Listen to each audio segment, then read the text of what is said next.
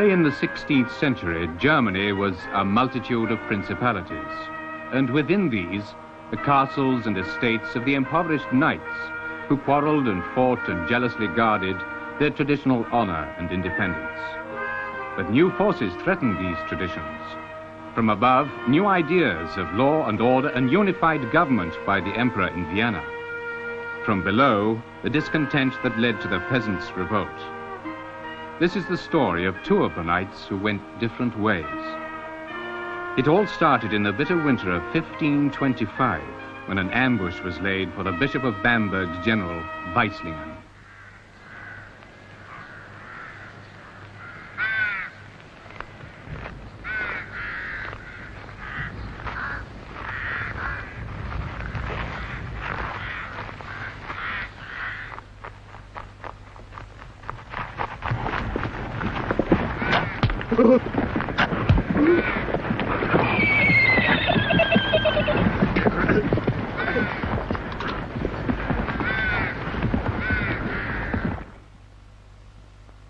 Hey, Hansel, more brandy!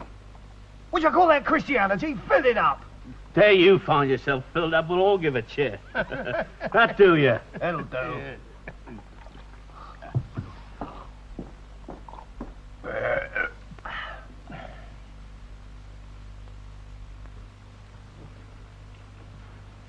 What you told me about Goethe's IRONHAND, them two Bamberg men overheard it.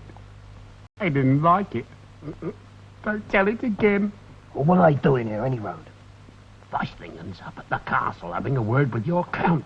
They're part of his escort. Them?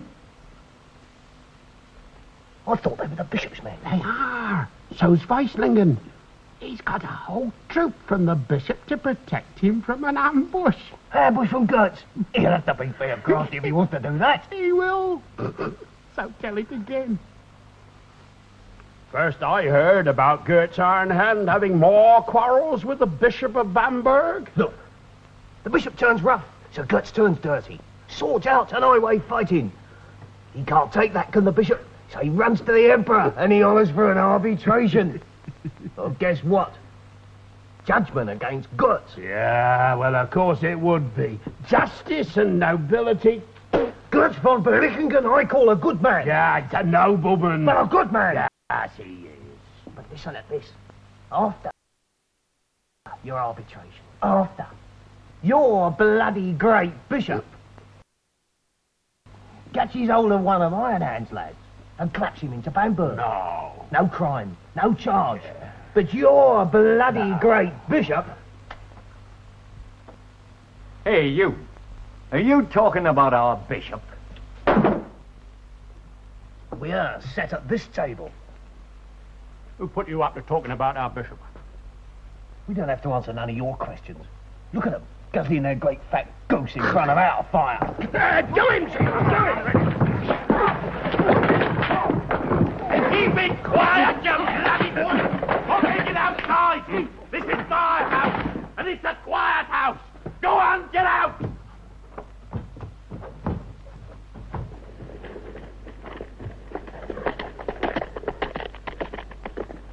And you stupid donkeys! What are you playing at? Oh, now, Hansel, you wouldn't want all those crocks broken now, would you? Don't worry, we're going.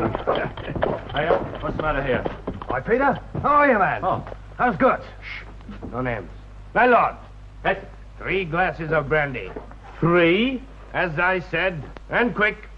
I said, what's going on here? Bamberg men, do you see him? Aye, we saw him. Weislinger's up at the castle. Weislingen. I've not seen you around lately. I've been traveling about. Business. You could say business. Peter, put our friend outside. Right. They're looking pleased with themselves. Something's up. But not nearly as much as it'll be up when we start to move. Us and our mates. You reckon so? I know so. I've not been traveling around the country for naught. Where are they going? Hey? Oh, I'm not supposed to tell. And don't say no names. But his hands. Fate of iron.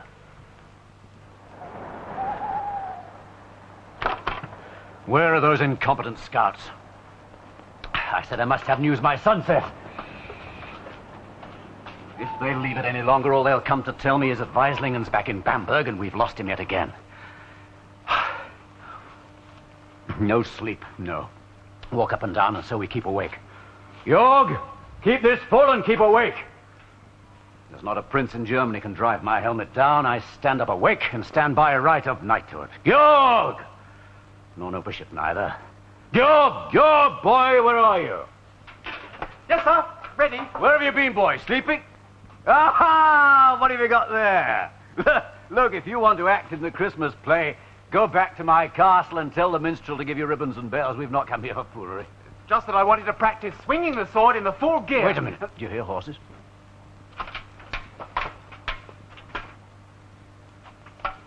No. Jesus, Mary and Joseph, why aren't they here? Tell Johann to saddle the horses. When those lads do come, we shan't have any time to lose. The horses are ready. Are they, by God's speed? Is that you? Yes, sir. I just looked after it. Not so bad, boy. You're improving. Then when can I fight? What? I'm old enough to fight. If I do a squire's work, I can fight a squire's battle. Well, you have courage. Well, you taught me. Eh? Johann told me a story of you. Of the time when you were in hospital and they took off your hand, after the Battle of Landshut. They say you turned your face to the wall and would speak to no one, until one day a knight came in who had lost his hand also, and yet fought with a sword for a generation afterwards. So you seized hold of your courage, and your courage brought back liberty, and God could take 12 hands from you, and still you would fight. And now you want to lose a hand, too. Oh, not if I needn't, but let me ride with you tonight. Not tonight. Far too tricky tonight. Don't you understand, boy? We're out to catch Weislingen, the bishop's general. Look, if you... You hear something? Horses at the gallop. God's feet, they're here at last. Call Johann, tell him to mount. My own horse, bring it out. Hurry, boy. Weislingen, I got him at last. Ah, I got him. Good, they found him, Weisslingen. But can we catch him? They've got him. Got him! With only 2 riders as escort. Weislingen! Weislingen, where are you? Dr. Olearius, we will return to business. It is high time we had done with the anarchy which calls itself common law. For centuries it has stuck there, and now it entirely prevents any sort of unified administration throughout our territories. My Lord Bishop, you speak truly. The German common law is an overgrown, outgrown monster. Yes. Every town, every village has its own useless list of precedents. Any bedraggled 1.5-ounce highwayman with a jacket of greasy leather, 3 unshaven horse troopers to gallop at his heels could live in a rabbit hole on top of a rock, call himself a free knight of the empire, owing allegiance to no one but himself. Somebody, I think, feels his memory scratched by Gotz von Berlichingen. If you like. Why not? But when Weislingen returns, I hope there will be an end to that itch.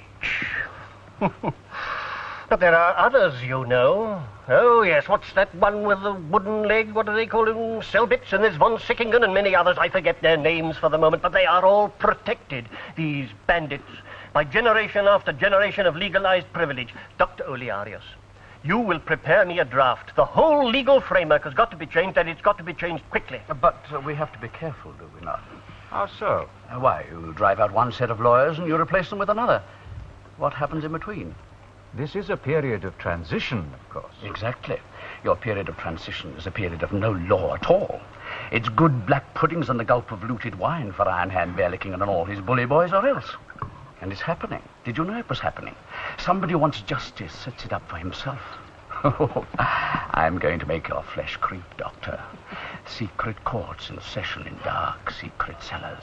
Vigilante tribunals at midnight. A melodramatic row of black masks and the noose hanging ready at the fork of an oak tree.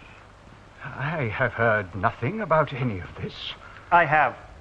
It is quite unimportant. Shall we change the subject? I beg my lord's pardon.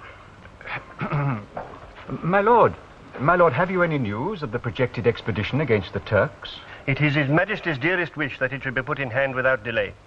But the ravages of the Free Knights must be put down first. I have hopes. I have hopes. If only Weislingen can take the abominable guts, we are halfway to achievement.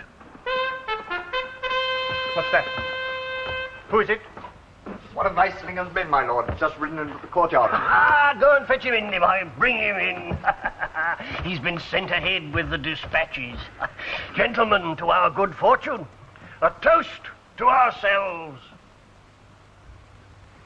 My lord. Well, where is the rider? He's badly wounded. Collapsed. What? He's the only one left. Ironhand has ambushed them. Weislingen's a prisoner. Holy St. Peter.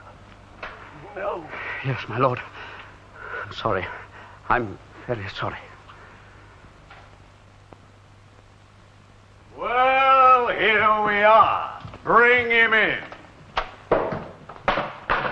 Albert von Weislingen, welcome to Yaxthausen. Yeah, it's a good many years since we last had the pleasure, I think. If you'd care to shift your armor, we'll leave it here in the guard room and we'll go up to the hall together at our ease. Help him to unbuckle, will you? Does my wife know that we're back? Johann's run on in to tell her, sir. Good, that's his job. By now she'll have heard the horses on the bridge and already she'll be alarming the butler and beating the cook, and the cook beats the scullions and the scullions kick the dogs and the masters come home and the whole thing's confusion. An alert wife, yes, but you might call her intemperate with it.